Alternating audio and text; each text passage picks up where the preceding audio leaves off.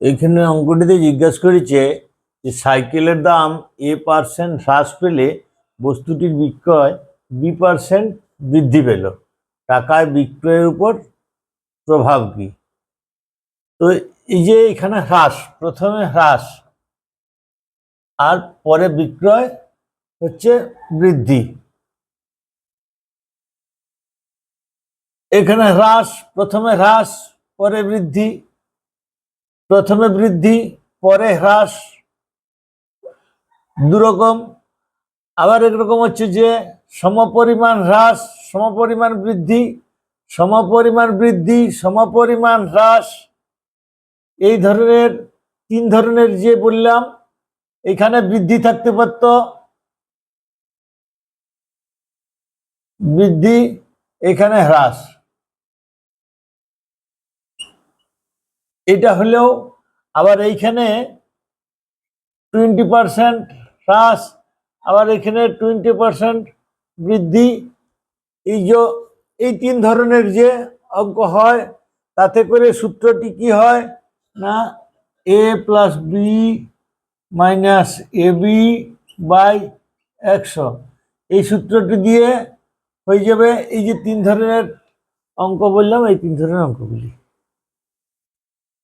এখন আলাদা তখনই সূত্রটি হবে, মানে এই সূত্রটি হবে, এখানে রাইট অ্যান্সার হচ্ছে এই সিএটি। এখন এই সূত্রটি কোনখানে কোনখানে হবে না, যখন অঙ্কটি এইরকম হয়ে যাবে যে দেখা গেল সোনার দাম 5% বৃদ্ধি পেয়েছে, তো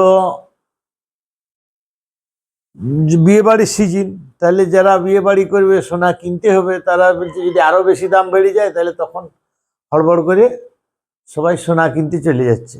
তো তখন দেখা গেল যে 25% বা কোনো একটা পার্সেন্টেজ, সার্টেন পার্সেন্ট বিক্রিটা বেড়ে গেল, তো দামও বাড়লো আবার বিক্রিও বাড়লো।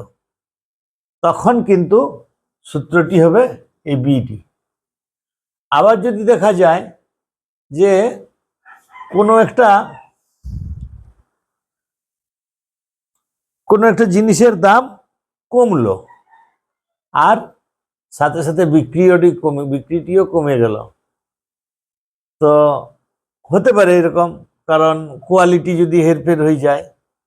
যেমন আমি আগে একটা অঙ্ক দেখিয়েছি যে দুধের দাম 10% হ্রাস পেলে বা কোনো একটা পার্সেন্টেজ হ্রাস পেলে বিক্রয় 20% কমে গেল বা কোনো একটা পার্সেন্ট কমে গেল, তো সেক্ষেত্রে কিন্তু সূত্রটি হবে এইটি। এই যে এই দু রকমের ক্ষেত্রে, মানে দুটোই হ্রাস আবার দুটোই বৃদ্ধি, এইখানে যদি বৃদ্ধি এইখানেও বৃদ্ধি, তখন হ্যাঁ এইখানেও বৃদ্ধি পেয়েছে এইখানেও বৃদ্ধি পেয়েছে, আবার এখানেও হ্রাস পেয়েছে এইখানেও হ্রাস পেয়েছে, তখন কিন্তু সূত্রটি এই বিয়েরটি হবে, এই বিয়ের সূত্রটি হবে, কাজে লাগবে।